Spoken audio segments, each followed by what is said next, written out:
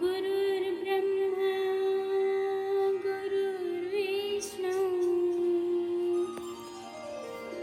गुरुर्देव महेश्वरा गुरुर्साक्षात्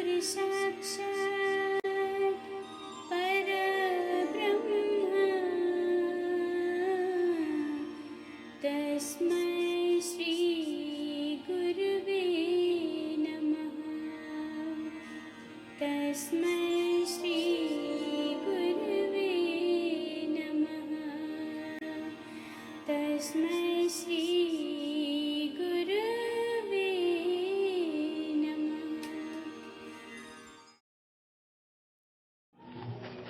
हरि ओम। खूब सारे आशीर्वाद सबको भगवान जी के। आज संडे है, इसमें छोटे छोटे मैंने पहले भगवान जी की साकार वाणी सोचा था, फिर पता नहीं क्यों सूझा जो आज का समय है, जो लड़ाई झगड़े चल रहे हैं, वर्ल्ड वॉर के अलर्ट है, तो मुझे देख के ही लगा कि कहाँ प्यार की कमियां हैं, कहाँ महाभारत के टाइम से समझाया जा रहा है ताकि प्यार करो, प्रेम में रहो। फिर दादा भगवान ने बोला प्रेम की मुरली बजाओ, फिर भी नहीं हो रहा था क्योंकि हमारे में ईमानदारी नहीं है, प्रेम नहीं है। तो भगवान की वाणी में भी जो था उसमें था कि तुम प्रेम की कमी के कारण सारा काम होता है। दिल एक माया है, जहाँ दिल माया में लगेगी जहाँ भगवान में लगेगी। धन में हजारों फिक्र चिंताएं बोझ है, भगवान से दूर करने वाली है। तुम अच्छे लोगों को लूटते हो, संत फिर तुम्हें लूटते हैं कि दान करो। तुम्हारे पास ज्योतिषी आते हैं तुम्हें ठगने के लिए, तुम पूछते हो फ्यूचर के लिए मेरा बेटा पास होगा या नहीं। इन सब चीजों को जब मैं देखती हूँ, पढ़ती हूँ दादा भगवान की वानियां, तो तब मुझे लगता है कि ये रूहानी प्यार हमें समझाने आए थे। रूहानी प्यार और दुनियावी प्यार में क्या फर्क है? एक बिल्कुल निस्वार्थ है, दूसरा स्वार्थ से भरा हुआ है और मोह से भरा हुआ है, और हमेशा नतीजे के इंतजार में रहेगा कि मेरे प्रेम से मुझे क्या मिल रहा है। अभी हर कोई ये सोचता है कि मुझे क्या मिल रहा है। वृंदावन की गोपियों का प्यार ऐसा था कि जिस गोपी का मन दिल पूरा हो ही भगवान कृष्ण को शरणागत हुआ होता था, वह गोपी दूसरी गोपी को गले लगाकर कहती थी देखो मैं कृष्ण हूँ। रूहानी प्रेमी भगवान को पूरे का पूरा प्यार देता है। तो हमें कैसा प्रेमी बनना है, उसके लिए छोटे छोटे मैंने उसके साथ एग्जाम्पल के साथ दिया है, सो दैट हमारी जिंदगी में उतरे। खाली यंग वाले भी अगर बच्चे सुन रहे होंगे तो बहुत अच्छा होता है। इसमें है अगर हमें टेंशन में हम हैं, जैसे अभी मुझे कल क्या कोई फांसी लगने वाली है, तो भी मैं आज के दिन में कैसे जीऊं। तो उसमें छोटी सी कहानी थी, एक जादूगर बहुत प्रसिद्ध हो रहा था। वो इतना प्रसिद्ध हो रहा था और जानना चाहता था कि लोग मुझे जाने और मैं उनको दिखाऊं अपनी जादूगिरी। सुनना बहुत मतलब के साथ है, मीनिंग के साथ, नहीं तो भगवान जी की साकार वाणी डालनी थी। मैंने सोचा शायद हमकी बुद्धियां और खुल जाएंगी। उस जादूगर ने क्या करा, राजा ने बुलाया उसको और राजा के वहां गया तो पहला उसने एक्सपेरिमेंट राजा के ऊपर करा। राजा का ही मुकुट उड़ा दिया। वो जादूगर था, उसने मुकुट ही उड़ा दिया और जैसे मुकुट गायब हो गया, राजा को इतनी तौहीन लगी, उसने बोला इसको कोठरी में बंद कर दो और इसको फांसी की सजा दे दो। जादूगर की पत्नी ने जब सुना, उसे बहुत दुख हुआ। वो उसको जेल में मिलने गई तो वो तो हंस रहा था। बोला अभी 7 दिन है ना, पत्नी को बोलता है। पत्नी सोचे ये पागल हो गया है, रोज के रोज बोलता है 6 दिन है, 5 दिन है, 4 दिन है। तो जब 7वां दिन आया, राजा उसको मिलने आया और वो सोने की एक्टिंग कर रहा था। राजा को बोला कि तुम मरने से डरते नहीं हो? बोलता मैं मरने से नहीं डरता हूँ। प्लीज ध्यान से सुनना, सब में मीनिंग है, इसलिए मैं आज ये वाणी दे रही हूँ सो दैट हम भी समझ जाएं। नहीं तो हम आत्मा हैं, दादा भगवान ने बोला मैं आत्मा हूँ, मैं ये शरीर नहीं हूँ, तो उसमें क्या होता है हम थोड़े उलझे रहते हैं। फिर क्या हुआ, राजा ने, वो राजा को बोलता है मैं एक बहुत बड़ा उड़ने वाला घोड़ा बना रहा था, तो इसलिए मुझे दुख हो रहा था कि मैं अपना वो जो टैलेंट है वो लेके मर जाऊंगा मैं। देखो युक्ति, देखो जो हमें भगवान जी सिखाते हैं। कृष्ण के पास 64 कला है, औरत के पास 404 चरित्र है, लेकिन इस जादूगर के पास का चरित्र देखो कैसा है। एक तो वो डरता नहीं था कि मेरी मौत आने वाली है, दूसरा उसने जब राजा आया है तो राजा को कैसे क्या जवाब दिया है। बोलता मैं उड़ने वाला घोड़ा बना रहा था। राजा खुश हो गया, अरे उड़ने वाला घोड़ा, ये तो मेरे बहुत काम आएगा। तो उसने बोला ठीक है मैं तुमको 1 साल देता हूँ।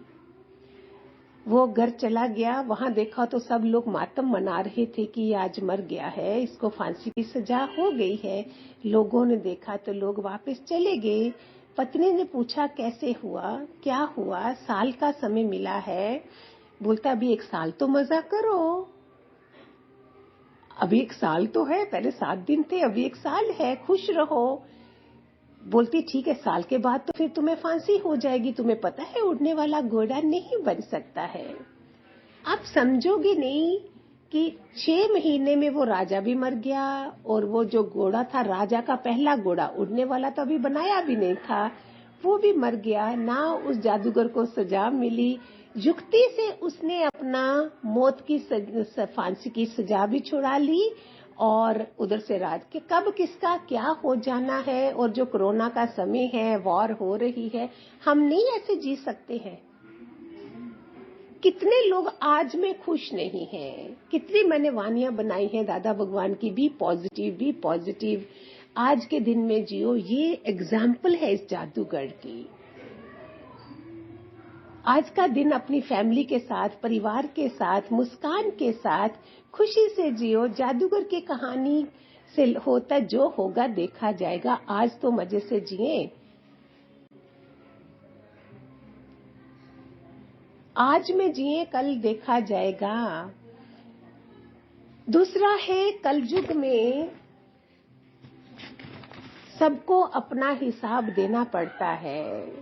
कहीं सुना भी था मैंने, अच्छे लोगों की परीक्षा लेता है लेकिन साथ नहीं छोड़ता है भगवान।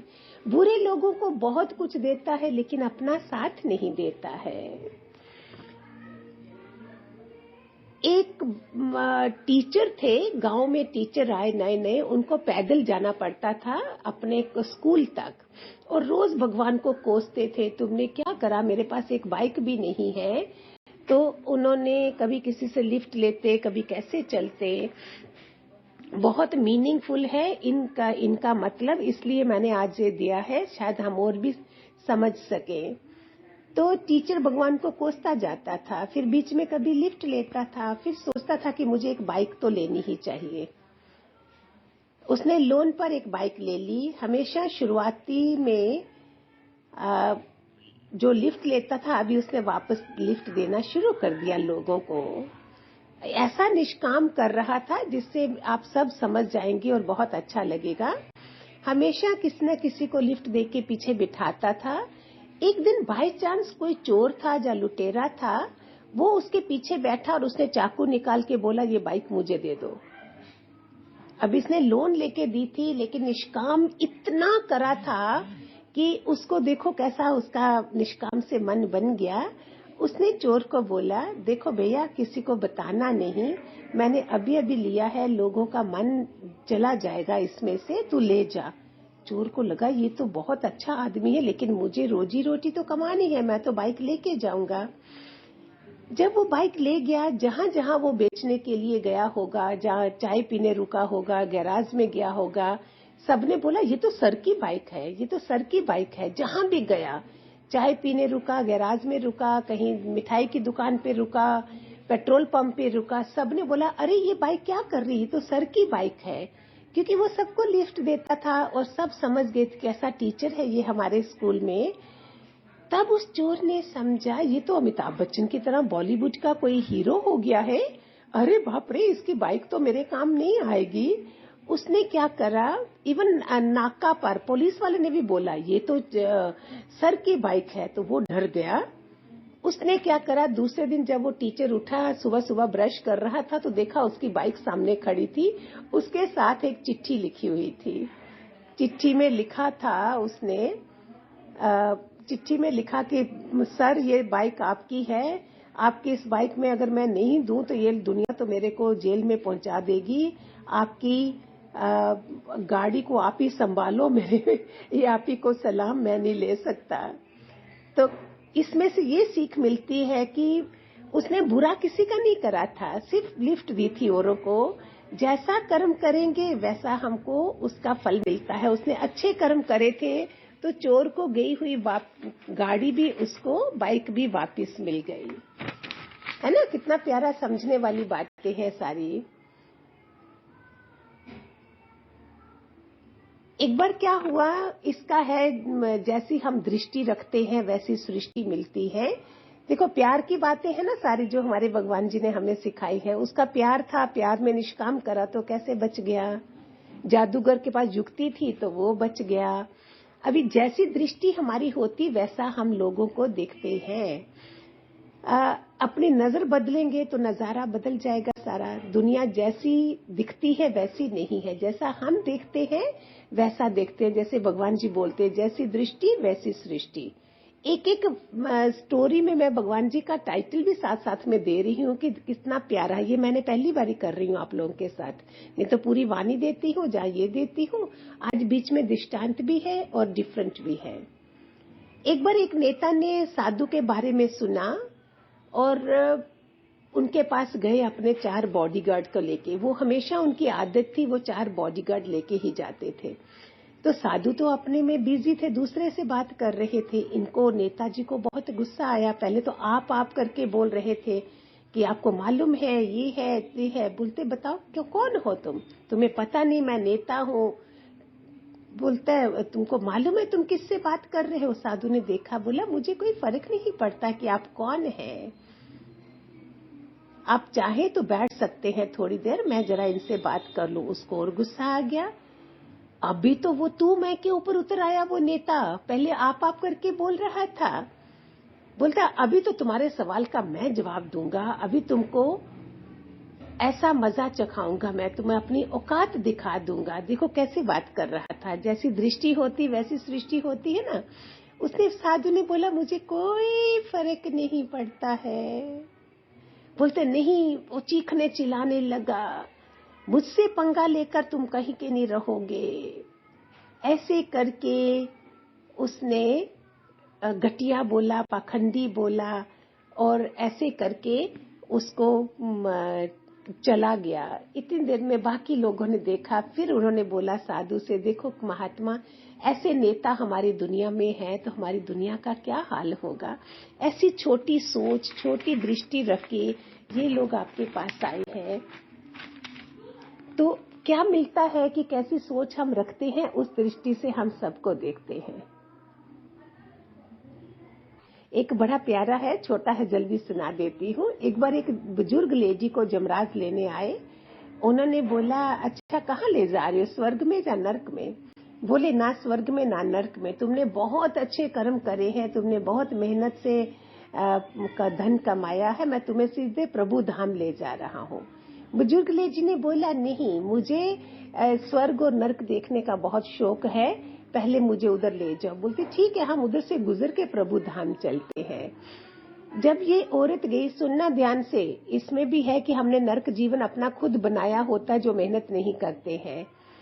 उसने क्या करा, नर्क में गए तो वहां दूर ऊपर देखा लोग रो रहे थे, लेकिन एक पतीला खीर का बना पड़ा था, काफी ऊंचाई पर रखा था और एक चम्मच भी था उसमें, लेकिन लोग रो रहे थे, भूखे थे। तो उसने बोला तुम लोग खा क्यों नहीं रहे हो। बोलते इतनी ऊंचाई पर है पतीला, हम नहीं खा सकते। फिर वो स्वर्ग में ले गए उसको, वहां भी वही हाल था। और उसमें क्या हुआ, देखा वहां लोग बहुत खुश है, लेकिन पतीला वैसा ही ऊपर रखा है और उस पतीले के साथ एक चम्मच रखा है। तो लोग लेकिन खुश हैं। बोलते आप कैसे खुश हो? बोलते देखो इधर ट्री लगा है ना, हम इस ट्री को तोड़ के लंबी लकड़ी बनाते हैं, लकड़ी से ऊपर चढ़ते हैं, मेहनत करते हैं और खीर खा लेते हैं। तो कहने का मतलब कि हर हालात को हम कैसा बना सकते हैं। नर्क वाले मेहनत नहीं कर रहे थे तो वो रो रहे थे, स्वर्ग वाले मेहनत कर रहे थे और वो खुश थे। तो मेहनत का फल निकलता है। जैसे हमारे भगवान जी ने हमारे ज्ञान में, सब लोग मेहनत करते हैं, पवित्र मन रखते हैं, एक ज्ञानवान बनते हैं, छोटी छोटी चीजों से उठ जाते हैं। जो हम सब भगवान जी के बच्चे इस समय धरती पर हैं, पवित्र आत्माएं हैं। तो ऐसे धीरे धीरे इन छोटी छोटी बातों से हमारी बुद्धि खुल जाए, इसलिए मैंने थोड़ा सा इस तरह से बनाया है कि दृष्टांत से छोटी छोटी बुद्धि खुलती है। लगता है कि मैं रोज रोज भगवान जी की वाणी के साथ ऐसे ऐसे प्यारे प्यारे दृष्टांत लेके और हमें मजा आए, यंग वाले भी समझें, बड़े भी समझें, सबका भला हो जाए। मैं आत्मा हूँ, विवेक चूड़ामणि, अष्टावक्र, ना बुजुर्ग समझते हैं ना बच्चे समझते हैं, तो क्यों ना इस तरह से किया जाए कि सबको समझ आए, है ना। खूब सारे आशीर्वाद। हरि ओम, गॉड ब्लेस।